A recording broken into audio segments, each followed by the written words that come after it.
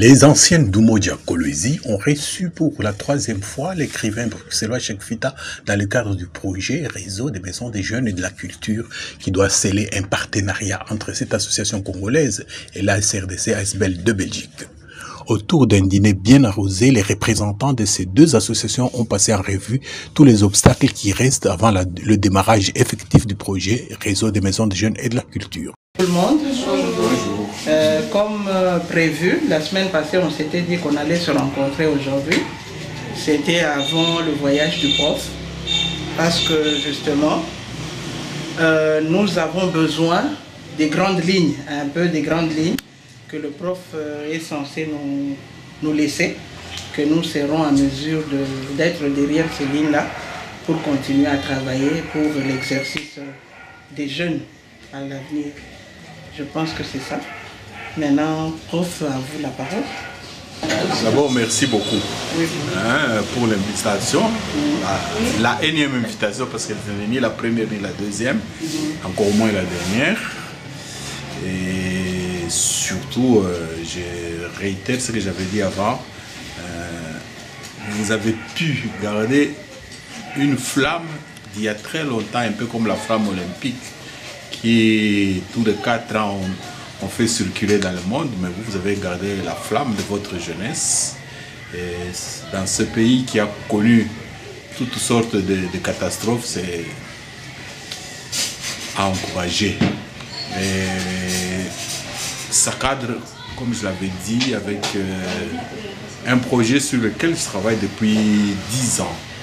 C'est-à-dire, quand j'étais en exil, souvent les gens ne savent pas que j'étais en exil, moi je suis parti pour des raisons politiques. Parce que je savais que tout ce que j'écrivais, tout ce que je disais, on pouvait me couper la tête. Moi j'ai été pour préserver ma tête. Donc, malgré qu'on était loin, comme on dit, loin des yeux, près du cœur, on était loin du pays, mais le cœur était ici. Et donc, avec mes amis belges, on avait dit, on fait une association, une alliance citoyenne pour la RD Congo. Et dès qu'on a commencé les premières démarches, on a envoyé un de nos amis, un Belge, il était venu, parce que le projet il est large, on veut faire aussi des fermes-écoles, mais on ne peut pas s'encombrer, hein, c'est très très grand. Il est venu, il a été au Katanga, il était au Bas-Congo, il est revenu bredouille. C'était trop compliqué. Hein, on soupçonnait la politique, tout ça, on dit bon, on a un peu baissé les bras, on s'est dit bon, attendons, on a continué notre lutte pour le changement. Le changement a eu lieu, et bon, je suis venu, grâce au changement, je me dis maintenant, il y a suffisamment de liberté pour permettre aux grandes gueules comme nous de faire ce qu'ils veulent, de dire ce qu'ils veulent, et on ne se gêne pas de le faire. Mais il y a quand même une crise très très profonde dans le pays, c'est que l'éducation, l'État ne s'occupe plus de l'éducation. Je ne parle pas de l'enseignement. Quand vous vivez à l'extérieur, dans des petits pays comme la Belgique, mais une grande puissance, et vous venez d'un grand pays comme le Congo qui n'est rien en puissance, ça révolte. On s'est dit, il faut faire quelque chose. Et donc, on avait créé cette alliance-là. Maintenant, avec le changement, je reviens, j'ai dit, nous allons accélérer. Parce que j'ai beaucoup d'amis belges. Je suis quelque part belge, parce que 20 ans en Belgique, on devient un peu belge. On fait comme les Belges, là. Et donc, beaucoup de Belges sont disposés à soutenir le Congo et les Congolais. Et ça, ce qu'on appelle, c'est la culture des gens qui sont à l'aise, qui sont riches. Ils ont beaucoup d'argent. Bon, quelqu'un qui dans son compte, il a 4 millions. 100 000, c'est quoi? Il va dire, bon, 100 000 pour le Congo, il y a beaucoup de gens qui font ça. D'ailleurs, la preuve, quand je suis venu dans le cadre de l'opération SS Goma. Vous avez vu ce qu'on a mobilisé. Comme ça, à partir de rien, de petits articles qu'on faisait, on a mobilisé. Et comme nous avons un retard éducationnel d'au moins 30 ans, parce que vous avez eu la chance d'étudier au bon moment, et juste après, c'est tombé. Maintenant, On ne doit pas accepter qu'il y ait une génération qui disparaisse comme ça. Et surtout, il ne faut pas sacrifier la nouvelle génération. On voudrait que la nouvelle génération démarre directement. Donc ce projet-là, c'est un peu pour faire en sorte que, au-delà des études, au-delà donc de l'instruction, qu'il y ait quand même un environnement culturel qui permette à un jeune d'évoluer. Parce que nous sous-estimons la valeur d'un homme. Quand il y a des milliardaires, c'est un homme qui peut être milliardaire. Pourquoi pas nos enfants? Donc il n'y a pas à avoir de complexe. Dans ce pays-ci, les gens peuvent être des millionnaires, des milliardaires, de tout ce que vous voulez, des vedettes, tout, comme dans tous les pays du monde. Mais ça n'a pas lieu parce que nous-mêmes, nous n'y pensons pas et parfois nous ne voulons pas. Et surtout, nous ne savons pas nous mettre ensemble. Or, le hasard fait que votre institut d'origine s'appelle Umoja, l'unité, ce qui est déjà un atout psychologique majeur d'être ensemble. Et donc, je me dis, on doit nécessairement faire le jumelage entre notre association et votre association. Donc, aujourd'hui, on va essayer de parler de façon très pragmatique, parce que comme je rentre dans 2 semaines, il faut que je rentre avec du concret pour mes amis, que eux aussi, parce qu'eux ils sont en stand-by. Ils se disent, mais on fait quoi? Je dis, non, attendez, je vais revenir avec des éléments. Sur base des éléments que je vais ramener, ils vont mettre la machine en marche. Là, c'est un pays très organisé. Quand vous écrivez à un bourgmestre, la semaine prochaine, il répond. Ici, vous écrivez au bourgmestre, il ne va pas répondre. Bon, enfin. Et donc, on va démarrer. Et surtout, il faut donner de l'espoir aux jeunes.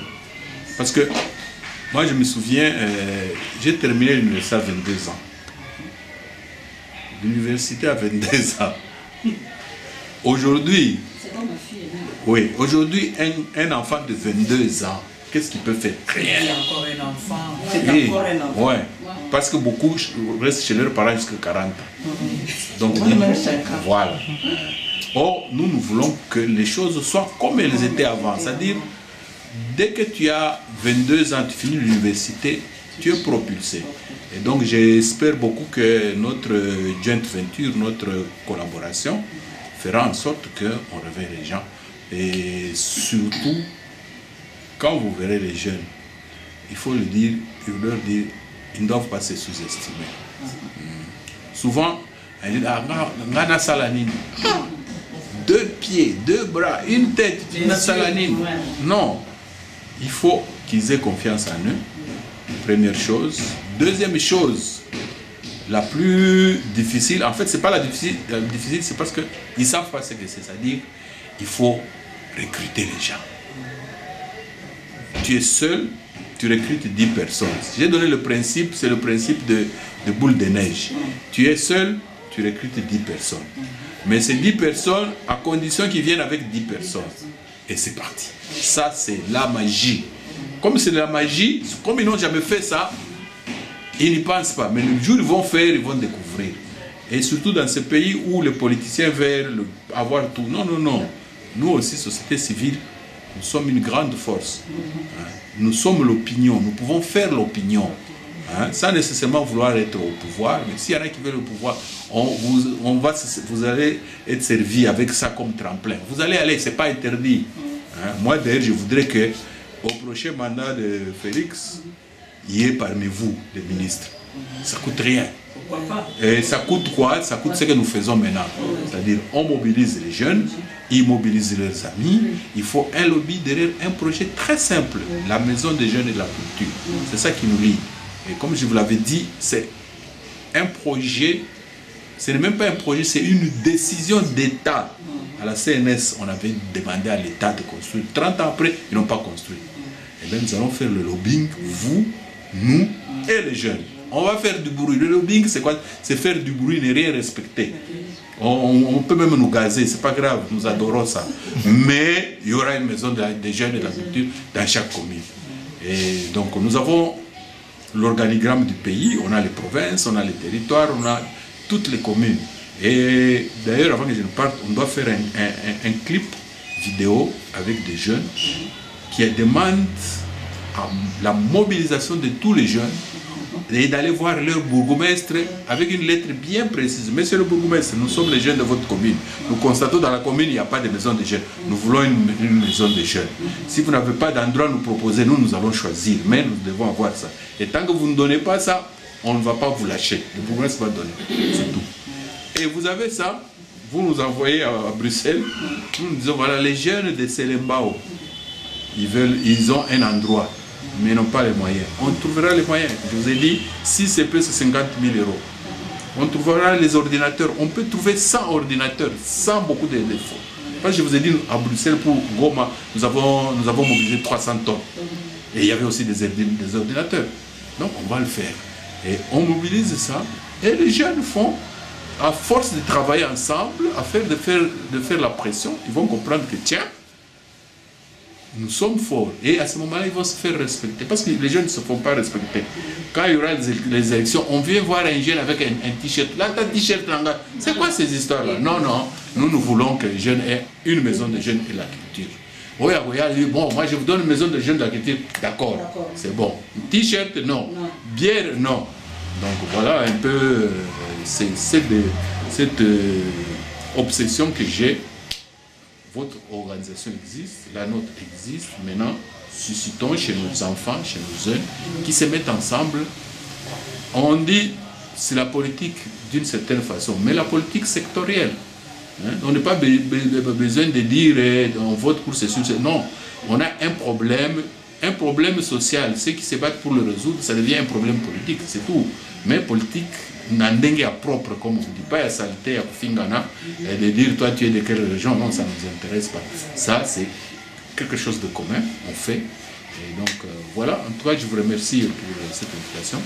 Et j'espère que, à l'issue de cette rencontre, bon, on aura des lignes bien précises pour la continuation. Voilà, merci. Est-ce qu'il y a quelqu'un, qui a une question ou une suggestion? Moi j'ai une question, mais je préfère d'abord que le prof mange.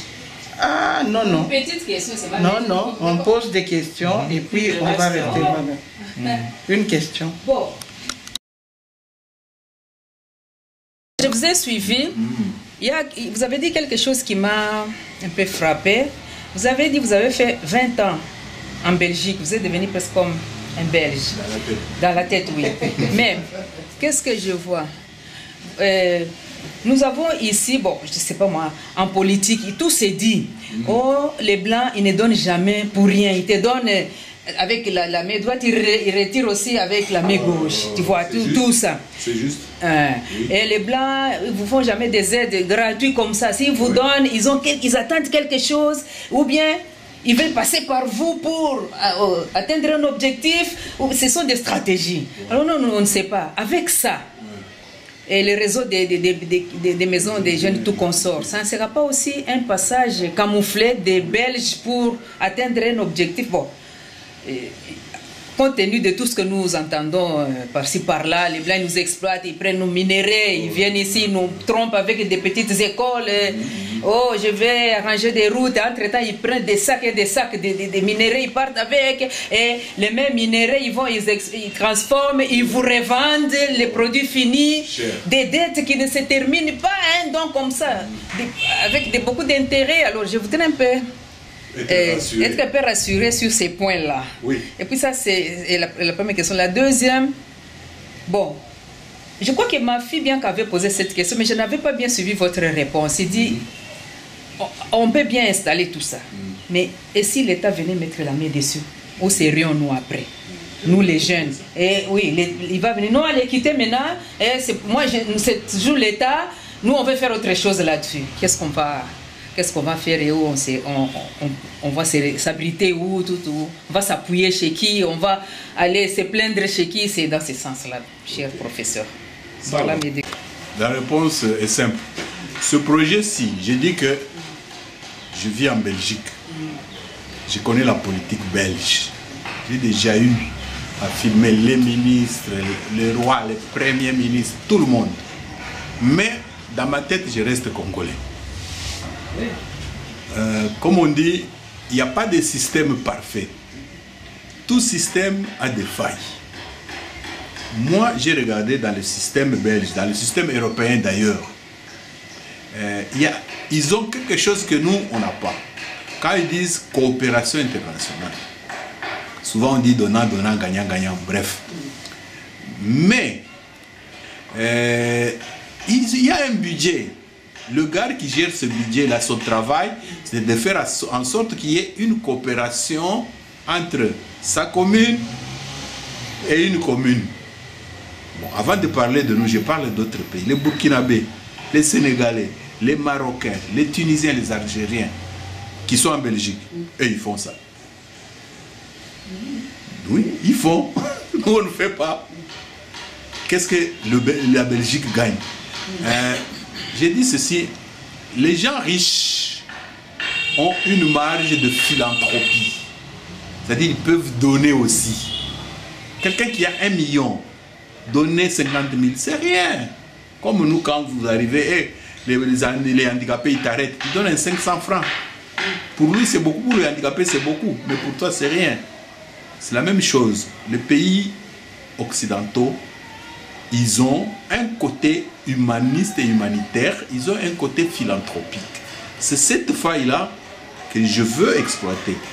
Et la tête de pont, ce n'est pas un Belge. Le projet, on est avec des Belges. C'est mon projet. Celui-ci, c'est mon projet dans l'association. Les autres amis, ils ont le projet de ferme-école, par exemple. Bon, c'est leur vision. S'ils veulent gagner, ils gagnent. Pourquoi pas? Mais moi, dans ma vision, je veux faire gagner à mes compatriotes cette philanthropie-là. Donc, sur ce point-là, il n'y a pas d'inquiétude à se faire. Nous allons gagner du matériel et de l'argent et ils vont gagner l'honneur et la conscience d'avoir rendu service. Voilà. Ça existe. Oui.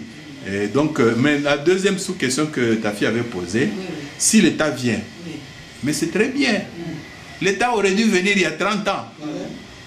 Mais s'il se réveille 30 ans après, c'est une bonne chose. Parce qu'en fait, c'est le travail de l'État en réalité. À notre profit, au profit de nos enfants. L'État ne le fait pas, nous le faisons. Le jour où l'État va se réveiller, il va venir avec ses millions. C'est bon. Et nous, ok. On deviendra des membres d'honneur, des membres fondateurs, et c'est bon. L'essentiel, c'est quoi? Que les enfants, que les jeunes profitent. C'est ça l'objectif final. Les jeunes n'ont pas un endroit où ils peuvent avoir Internet gratuitement, où ils peuvent avoir les livres gratuitement, où ils peuvent suivre l'information, où ils peuvent faire des conférences, où ils peuvent suivre des films, du théâtre, etc. Ils n'ont pas. Si l'État dit, voilà, la Betitolo, Nazoya, na 1 million dans chaque commune. L'État peut le faire, il peut dire 1 million dans chaque commune. Le nombre de communes au Congo, c'est moins de 500. 500 par 1 million, c'est 500 millions. C'est quoi comme argent? En une année, l'État peut faire ça d'ailleurs. Et s'il fait ça, nous allons défiler sur le boulevard et dire, voilà, nous avons gagné. Grâce à nous, l'État a mis 500 millions. Hein? Donc, on n'a rien perdu.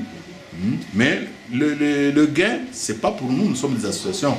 Le gain, c'est pour les jeunes. Si les jeunes gagnent, que ce soit par nous ou par l'État, c'est très bien. Voilà. À moi, c'est une dernière question. Le projet Réseau des maisons des jeunes et de la culture tire sa raison d'être d'un acte qui avait été adopté en 1992 par la CNS, Conférence nationale souveraine, demandant à l'État congolais 1. La construction d'une maison de la culture comprenant une salle polyvalente, une bibliothèque et des salles de jeux au sein de toute agglomération de plus de 10 000 habitants. 2. La construction d'un centre culturel avec salle de spectacle et d'une bibliothèque au sein d'une agglomération de plus de 100 000 habitants et dans toutes les municipalités. Bye bye, bye bye.